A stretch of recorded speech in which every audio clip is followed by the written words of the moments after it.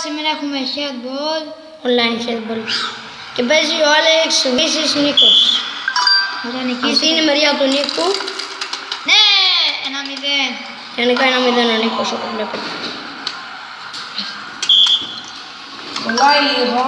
Όπα. Shoot goal. 2-0. Από ό,τι βλέπετε νίκη 323 πάνω με το Στόρες 13. Νικάω εγώ. Μου στέλνει τώρα good luck ο Βλάκας, αλλά εγώ ψηλό δουλειά. 2-2 το σκορ, κοιτάξτε. Χαχαχα. Έτσι, πάτε το. Έλα ρε. Όπως βλέπετε κάνουν βλακίες.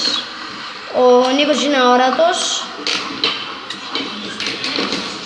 Κίτρινη κάρτα πάρε μου 100 ώρες.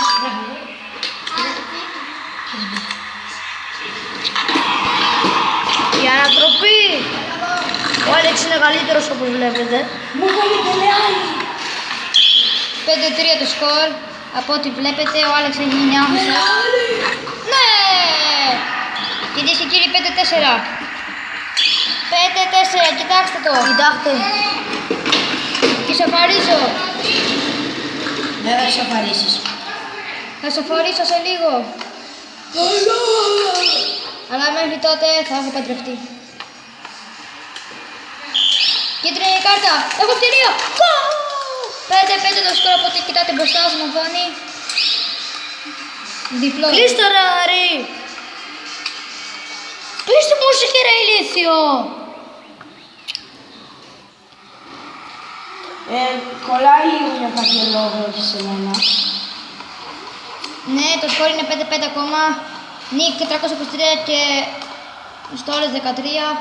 Ποιος θα είναι νικητής, θα το δούμε αμέσως. Σε 3. Βάλτε ένα γκολ. Τώρα είναι το χρυσό γκολ.